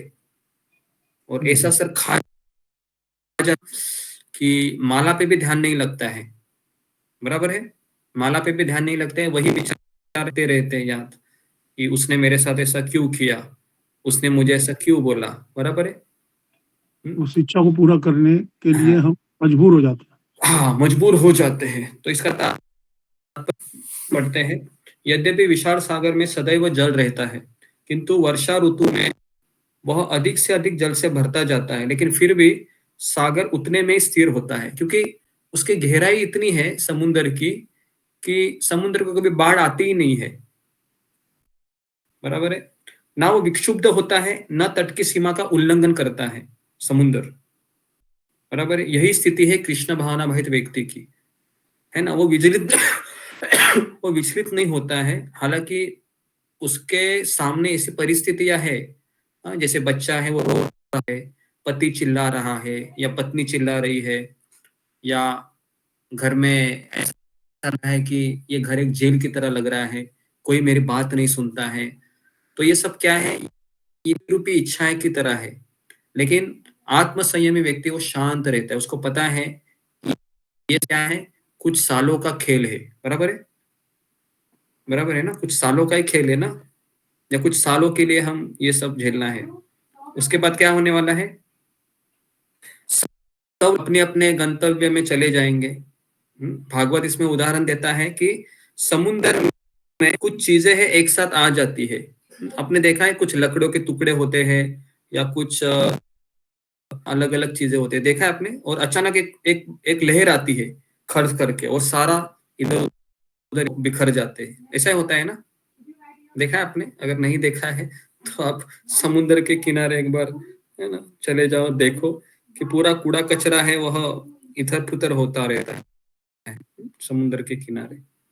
तो अभी हमारा परिवार है, ऐसा लगता है ना, बना बनाया है, सब रह रहे हैं, है ना, मेरे बच्चे हैं या फिर मेरी सास है, ससुर है, बहू है, ये है वो है। लेकिन समय का एक लहर आ जाएगा, काल की लहर ऐसी खड़ कर, तो क्या हो जाएगा, सब ऐसे इधर पुथर सब चला जाएगा, और हम भी ऐसे हो जाएंगे कि ये क्या हो गया अचानक, जिसके लिए मैंने पूरा जीवन दिया था, हो गया, बराबर है जी। तो जब तक मनुष्य शरीर है तब तक इंद्रिय तृप्ति के लिए शरीर की मांगे बनी रहेगी। प्रभुपाद इसको अंडरलाइन कीजिए, बहुत बड़ा ये सेंटेंस है प्रभुपाद जी का। जब तक ये मेरा शरीर है इंद्रिय तृप्ति की डिमांड बनी रहेगी, मतलब ये हमेशा चिल्लाते रहेगा अंदर से, इसको ये करो, ये मजा करो, मुझे ले लो, इसको ले लो, इस तरीके से। तो भक्त अपनी पूर्णता के कारण ऐसी इच्छाओं से विचलित नहीं होता, क्योंकि भक्त पूर्ण रहता है, उसको पता है मेरे जीवन का गुरु और कृष्ण को प्रसन्न करना। तो इसके लिए वो उसके सामने मान लो कि करोड़ भी लाके दे दिए उसको, या 1 करोड़ भी लाके दीजिए, तो भी वो कहेगा कि ठीक है, तो मैं इसको भगवान की सेवा में दे दूंगा। लेकिन अगर आप कहेंगे कि आप मुझे ले लो, तो मैं इसको लेके तो मेरा पतन हो जाएगा। अगर मैं ये सारा पैसे लिए यूज करूंगा तो मेरा पतन हो जाएगा और मेरी कृष्ण भावना चली जाएगी। तो इसलिए वो अपने आप होता है, क्योंकि वह भगवान का आश्रय लिए होता है, गुरु का आश्रय लिए रहता है, तो इसलिए उसको कोई फर्क पड़ता है। ठीक है, जैसे तुकाराम महाराज का हम हमेशा आपको उदाहरण देते। तुकाराम महाराज के जीवन में क्या था, तुकाराम महाराज पता है ना कि उनका एक घर था, और वो जहां पर वो नौकरी कर रहे थे, खेती की रखवाली, तो मालिक ने एक बार उसको गन्ने दे दिए, और जब गन्ने वो लेके जा रहे थे तो सभी बच्चे लगे कि बाबा मुझे भी गन्ना दो, मुझे भी गन्ना दो, है ना। तो जब घर पहुंचे, गन्ने बचे थे, केवल एक गन्ना बचा था, मुश्किल से, है ना। तो पत्नी बोलती है कि आज एक ही गन्ना ज्ञानबा ने, तो उसका नाम ज्ञानबा होता है, कहते कि नहीं बहुत सारे दिए थे, बाकी के कहाँ है? तो कहा कि बच्चे ने मांग लिए तो मैंने दे दिए। तो ही वो एक गन्ना ले लिया और उसने जोर से सर पर मारने वाली थी, लेकिन दीवार पे मार दिया। जैसे दीवार पे मार दिया, उसके दो टुकड़े खट करके। तो तुकाराम महाराज ने कहा, देखो अभी दो हो गए, एक तुम्हारे लिए और एक मेरे लिए, गन्ना खाएंगे। इस तरीके से, है ना। तो एक उदाहरण आता है। दूसरा उदाहरण कौन सा है? दूसरा उदाहरण जिसमें वह विचलित नहीं हुए कि जी, कौन बताएगा मुझे? दूसरा उदाहरण कौन सा है जी? बलि महाराज का है। नहीं, तुकाराम महाराज का है दूसरा इंसिडेंट। सुजाता माता जी बोलो। हरे कृष्ण जी, दंडवत प्रणाम। जब उनके एक ही घर था, जब इसको मालिक ले गया तो वो बोले कि घर भी मेरा नहीं, भगवान का ही था, तो वो ले गए। जी, घर ले गए, है ना। अगर हमारे घर में आज पुलिस आ गई तो लेने के लिए कि चलो भाई अब आपको, है ना, आपको निकाला जाता है, क्या होगा? हम कल जपा के लिए उठेंगे? हम नहीं उठेंगे। हम बोलेंगे कि जब से कृष्ण भक्ति में आई हूँ, कृष्ण भक्ति में आया हूँ, एक छत था मेरा, वो भी कृष्ण ने ले लिया। तो ऐसा बोल के हम, लेकिन तुकाराम महाराज क्या करेंगे? रास्ते पर ठेला थोड़ा, और सुबह 4 बजे उठकर जपा करेंगे, हरे कृष्णा हरे कृष्णा हरे कृष्णा हरे कृष्णा हरे कृष्णा हरे कृष्णा। तो बाहर के लोग क्या बोलेंगे? अरे गधा आदमी है, निकाला फिर भी भगवान की कर रहा है, इसको समझ में नहीं आ रहा है, भक्ति करने से इसका ये हाल हुआ है। वापस कभी हरे कृष्णा में जाने का नहीं, देखो ये हाल होता है। सब समझ में आ रहा है? हाँ, वापस कभी हरे कृष्णा में जाने का नहीं, ये हाल होता है। ये कृष्ण है ना, ये बहुत छलिया है। ये किसी का बना नहीं है, ना राधा रानी का बना, ना यशोदा मैया का बना, ना रुक्मिणी का बना। तो ऐसे आदमी का शरण लिया है ये कृष्ण का, है ना। लेकिन जब कृष्ण देखते हैं कि ये मुझे छोड़ नहीं रहा है, तो फिर कृष्ण उसको सब कुछ दे देते हैं और उसका सेवक बन जाते हैं, जैसे अर्जुन का सारथी बनते हैं। बनते कि नहीं? तो लोग ये उदाहरण देते हैं क्या? अर्जुन का सारथी बनते हैं, सुदामा के पैर धोते हैं, ये उदाहरण नहीं देते। लोगों को वो उदाहरण अच्छा लगता है कि ये किसी का नहीं बना तो मेरा क्या बने। ऐसा है। तो इसके लिए पता है कि अभी जैसे अयोध्या में मंदिर हो रहा है ना राम जी का, तो पूरा राम को भगवान के रूप में मानने के लिए पूरे दुनिया है उत्सुक रहती है ना, क्योंकि समझ में आता है राम ने एक पत्नी को ले लिया है ना। उसके बाद वह पिता की आज्ञा का पालन करता है और बहुत शांति से घर परिवार को संभालते रहता है। लेकिन अगर कृष्ण का मंदिर नहीं बनेगा, पता है क्यों नहीं बनेगा? क्योंकि भारत में अभी भी राम और कृष्ण के बीच किसका पगड़ा भारी है? तो राम जी का पगड़ा बहुत भारी है ना। कृष्ण का पगड़ा इसलिए भारी नहीं है क्योंकि लोगों को ये समझ में नहीं आ रहा है कि ये कृष्ण है, ये 16,108 शादी भी करता है, रात को ये लड़कियों के साथ डांस भी करता है, तो कैसा भगवान है ये? बराबर है। क्या आपके मन में कभी ये सवाल आया कि ये कैसा भगवान है? इसकी 16,108 रानी भी है और ये रात को 12 बजे बंसी बजाता है ऐसे, तो सारी गोपी आती है और ये रासलीला करता है, तो ये भगवान कैसे हो सकता है? राम जी का तो कैरेक्टर अच्छा लग रहा है और कृष्ण का कैरेक्टर बहुत खराब है, बराबर है। तो इसलिए है ना, मुझे ऐसा लगता है कि अगर इस्कॉन में राम जी की पूजा होती थी ना, तो शायद सभी माता पिता अपने बच्चों को भेजते थे, जाओ जाओ इस्कॉन। लेकिन कृष्ण कैरेक्टर ये समझ में नहीं आता है लोगों को जी। तो एक बार मैंने बताया था कि कॉलेज में मेरा एक फ्रेंड था डिप्लोमा के समय, उसका नाम था शार्दुल नाम था। तो मैं जब भी खाली पीरियड रहता था तो मैं पीछे बेंच में जाकर माला करता था मैं, हरे कृष्णा हरे कृष्णा। तो सारे क्लास में मुझे हरे कृष्णा ही बोलते थे। तो वो मुझे कहता था कि तुम्हारे कृष्ण तो 16,108 लड़कियों से शादी किए और तुमको ऐसे भगवान की पूजा करते हुए अच्छा लगता है, तो उसका कैरेक्टर ही ठीक नहीं है। तो ऐसा बोलता था वो मुझे हमेशा। और मैं तब भक्ति में बहुत नया था, तो मुझे भी ऐसा लगा कि हाँ, इस बारे में तो मैंने सोचा ही नहीं कि 16,108 शादी क्यों किया इसने, 12 बजे रात को डांस भी करता है। तो फिर मैं जाकर आश्रम में प्रभु जी से बात की कि मैंने एक मेरे कॉलेज के फ्रेंड से ये सब सुना करके तो मेरा दिमाग खराब हो गया है। तो उन्होंने कहा कि उनको ये कहो कि जब कृष्ण 3 दिन के थे तो उन्होंने मारा भी था, जब भगवान 6 साल के थे तो उन्होंने गोवर्धन उठाया भी था, है ना, ये भी उनको कहो। तो फिर आया कि भगवान है वह, उन्होंने फिर कहा कि भगवान कुछ भी करने में स्वतंत्र है क्योंकि वो भगवान है ना, इस तरीके से। लेकिन भगवान कोई गलत कार्य नहीं करते हैं, भगवान अर्जुन के सारथी भी बनते हैं। विदुर जी के घर जाते हैं तो विदुर जी के घर में क्या खाते हैं भगवान? केले का छिलका। केले का छिलका खाते हैं ना, बराबर है।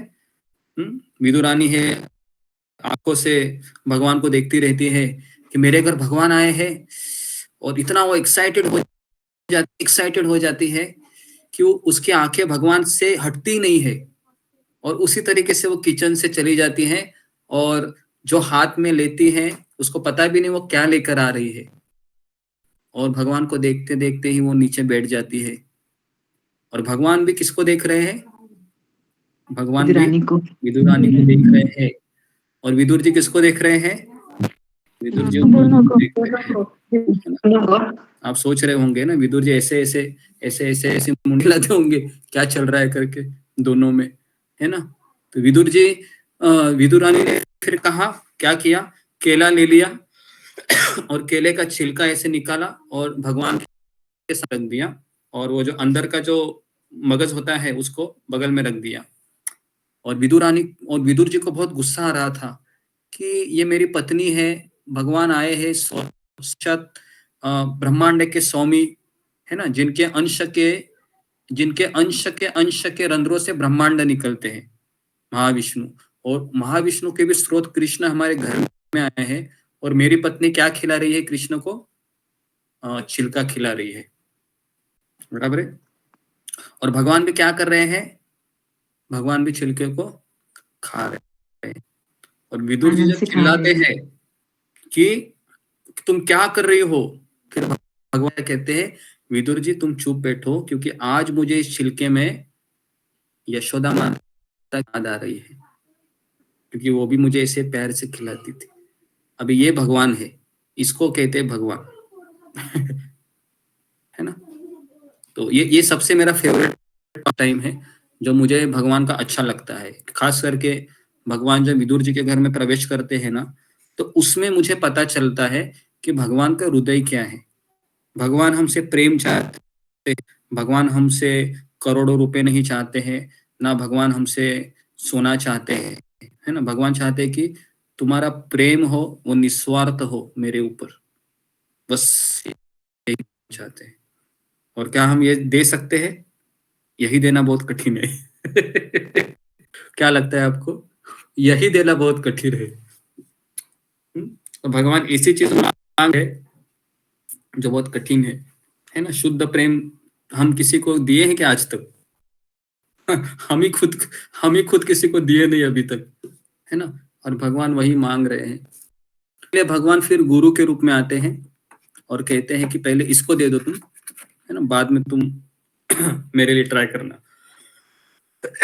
ओके, तो अगला श्लोक है, तो नहीं ज्यादा समय हो गया है, तो यहाँ पर मैं रुकता हूँ, क्षमा करना। तो किसी के कुछ प्रश्न है तो जी, तो फिर आप बता सकते हैं जी। जी, अशोक चावला प्रभु।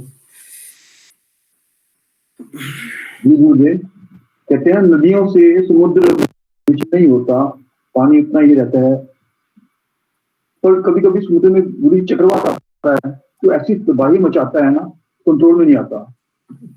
जी, तो आप किसी भी एनालॉजी को एक्सटेंड मत करो। एक्सटेंड का अर्थ हो इसको खींचो मत। समझ में आया? मतलब जो भगवान ने हमको एनालॉजी दी है यहाँ पर कुछ समझाने के लिए, है ना, तो उसमें आप एक्सट्रीम चीजें मत निकालो, क्योंकि ये समझने में बहुत आसान है कि समुद्र गहरा होता है, समुद्र में बवंडर आ रहा है ना, तूफान आ रहा है, चक्रवादल हो रहा है, जो भी है, तो उसके यहाँ पर है ना।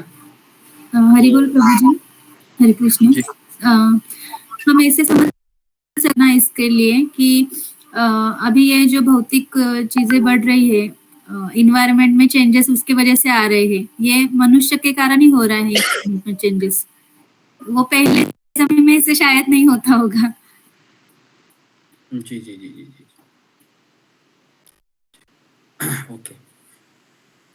ओके, तो ये जो एनालॉजी है ये खास करके भगवान ने इसलिए दिया गया है, इच्छा है वह नदी की तरह है और समुद्र है कृष्ण भक्त होता है ना। तो जी, नेक्स्ट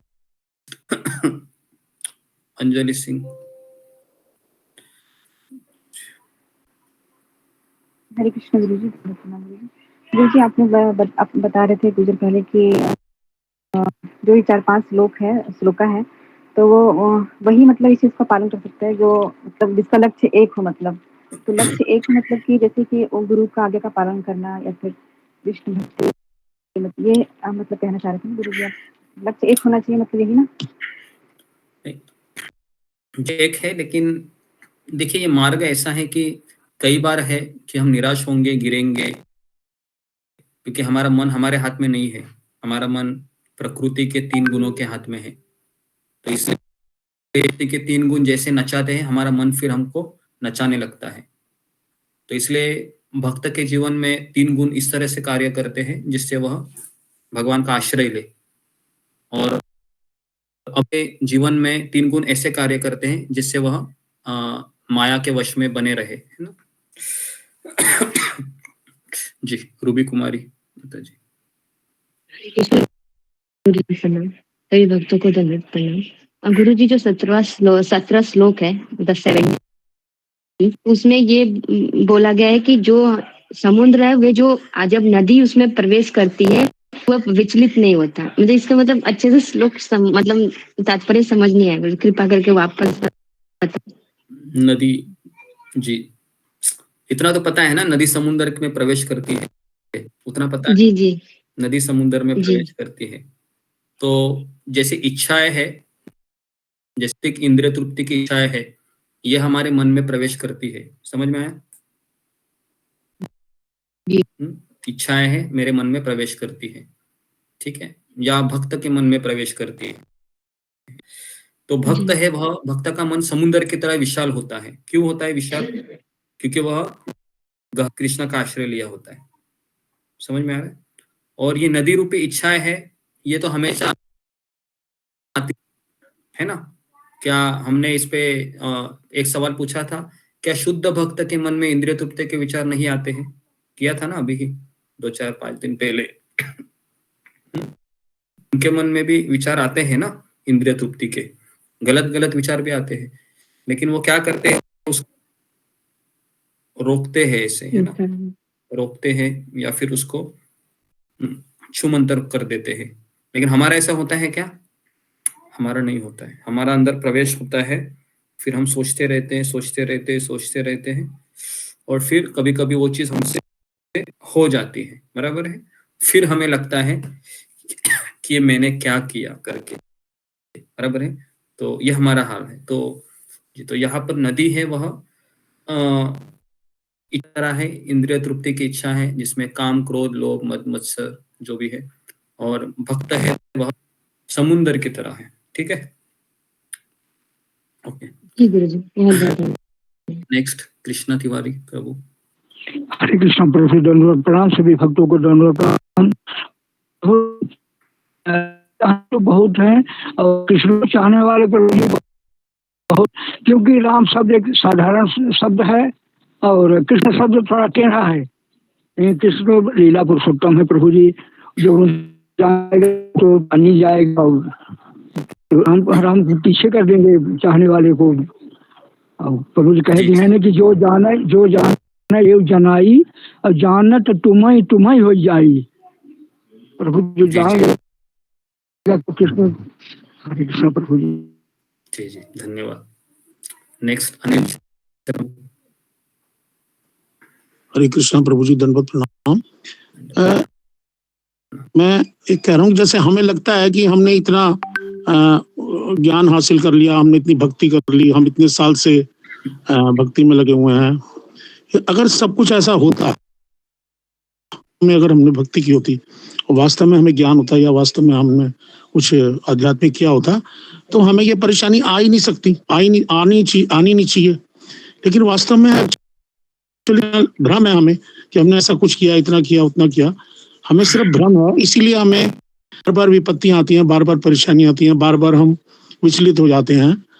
तो में हमने कुछ किया नहीं है, हमें भ्रम है सिर्फ कि हमने इतना किया, उतना किया, वरना तो आ ही नहीं सकती परेशानी सकती। और अगर परेशानी आई है तो वो हम महसूस नहीं कर सकते। अगर कोई परेशानी आती, जैसे आपने था कि उनके बदन में कीड़े लगे हुए थे, कीड़े आ रहे थे, उनको मवाद हो रहा था, लेकिन उनको लगा कि उनको कोई प्रॉब्लम है। तो एक्चुअली उनके मन को ये महसूस ही नहीं हो रहा था कि मैं कोई परेशानी में हूँ या मुझे कोई दुख है या मुझे कोई तकलीफ है। उनको मन के हार है, मन के जीते जी, उनके मन से वो हार, जो वास्तव में भक्त होते हैं, जो आत्म साक्षात्कारी मन, कभी हारते नहीं है।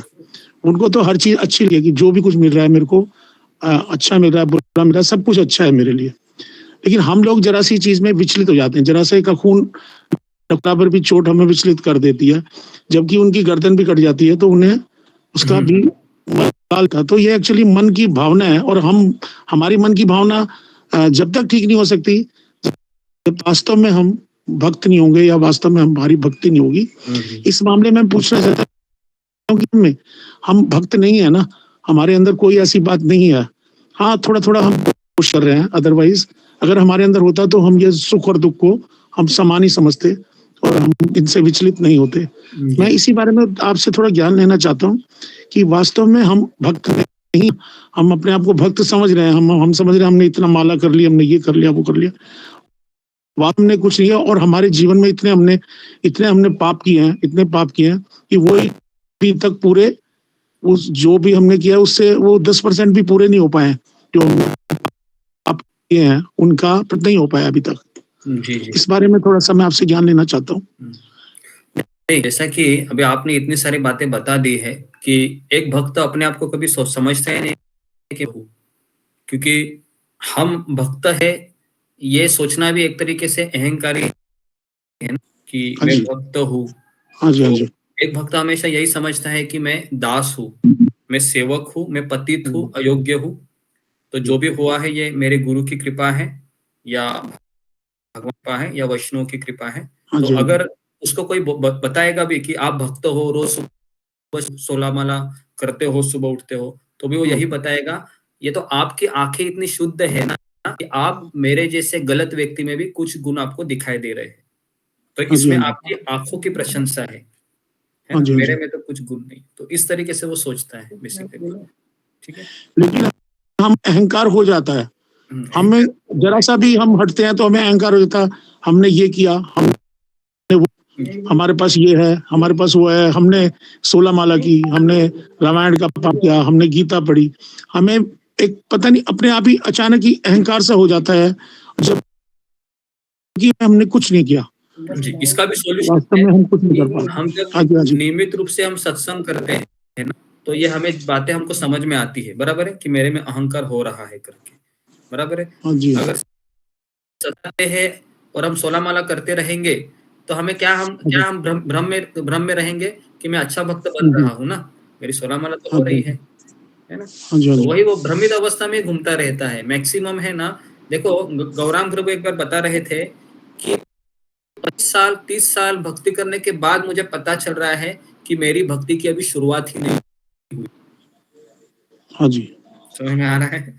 हाँ जी गुरु जी। वास्तव में तो ऐसा ही है कि हम कुछ नहीं है, हमने कुछ नहीं किया है हम, लेकिन कभी कभी हमें ऐसा होता है कि हमने इतना कुछ कर लिया फिर भी भगवान हमारे साथ ऐसा कर रहा है, या हमें ऐसे दुख क्यों मिल रहे हैं, या हमें ऐसी परेशानी भौतिक परेशानी क्यों मिल रही है, तो कुछ किया भी नहीं है, हमने तो कोई गलती भी नहीं किया, फिर हमें सजा क्यों मिल रही है, ऐसा हम सोचने लगते हैं। तो फिर हमें ये होता है, घमंड होता है कि हमने इतना किया, हम इतना भगवान के लिए कर रहे हैं, हम इतना ये कर रहे हैं, लेकिन एक्चुअल में वास्तव में तो हमने शायद कुछ किया ही नहीं है, हमने सिर्फ पाप ही पाप किया है, और वो भी अभी पूरे अभी प्रायश्चित नहीं हो पा रहा है अभी तक। जी। तो अनिल शर्मा प्रभु है, तो शायद बाद में होगा, अभी तो डेबिट ही नहीं खत्म हो पा रहा हमारा, ओवरड्राफ्ट ही खत्म हो रहा हमारा। हो जाएगा है ना। पहले की तरह मुझे लगता है कि आप अभी ज्यादा बेटर अनुभव कर रहे हैं। एक साल में देख रहा था आप। हाँ जी, बहुत परेशानी चल रही थी, अभी भी परेशानी चल रही है, लेकिन आपकी वजह से जब आपके पास आया तो वो परेशानी हल्की हो जाती है, और जब आपसे दूर हो जाते हैं तो फिर वो परेशानियां अटैक कर देती हैं। हरे कृष्ण। तो हम सब लोग प्रभुपाद के आश्रय में हैं, मैं भी उन्हीं का आश्रय लिया हूँ जी। तो आगे बढ़ते हैं जी। श्यामा मैत्रा माता जी। हरे कृष्ण गुरुजी, दंडवत प्रणाम। गुरुजी, मुझे सिर्फ माला के बारे में पूछना था कि ग्रुप में अगर से कम हुआ और बाद में जैसे टाइम खत्म हो गया नहीं कर पाए, तो क्या जो प्रभुपाद जी का एक वीडियो है चेंटिंग वीडियो यूट्यूब में, तो उनके साथ हम वो 16 माला कंप्लीट कर सकते हैं या नहीं? कर सकते हैं, लेकिन मिनिमम 8 माला हमको भक्तों के साथ सुबह करनी चाहिए ना। ऐसे तो हो जाती है मेरी 16, मतलब 2-3 ही बाकी रह जाती है, तो अगर हुआ तो वीडियो चालू करके कर सकते हैं ना? जी कर सकते जी। हरे कृष्ण प्रभु जी। ज्योति माली। हरे कृष्ण गुरु जी, दंड प्रणाम से भक्तों के चरणों में दंड प्रणाम। जी, मेरा कल से तो आपने दिया था कि आपने बताया किस जाता है, तो आवाज नहीं आ रहा है, आजकल आवाज कट के आ रहा है। ठीक है, बाद में बात करते हैं। आवाज नहीं आ रहा है। अभी आ रहा है गुरुजी? अभी नहीं आ रहा है, बीच बीच में कट रहा है। ठीक है, मुझे वॉइस मैसेज करो, मैं रिप्लाई दे दूंगा। ठीक है, ओके जी। तो जो भी भक्त नए आए हैं, खास करके मुझे कुछ भक्त नए आशीर्वाद पटनायक प्रभु है, और कौन है नए भक्त दिख रहे हैं जी? और कोई नहीं दिख रहे हैं। संतोष। हरे कृष्ण गुरुजी। हरे कृष्ण गुरुजी, धन्यवाद प्रणाम।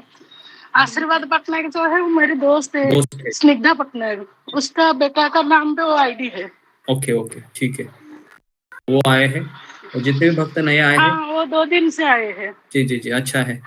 तो जितने भक्त नए स्वागत करते हैं आप इसको। ठीक है, ओके। तो द्वारा वापस 16 जनवरी का दिन चला गया भक्तों के सानिध्य में। तो आशा करते हैं कि जितने भी दिन हम रहे, भक्तों की कथा है, भगवान की कथा है और भागवत का पाठ। ठीक है, तो आप सबका बहुत बहुत धन्यवाद। श्रील प्रभुपाद की जय। पिता की जय। हरे कृष्ण गुरु जी, दंडवत प्रणाम। हरे कृष्ण गुरु जी, दंडवत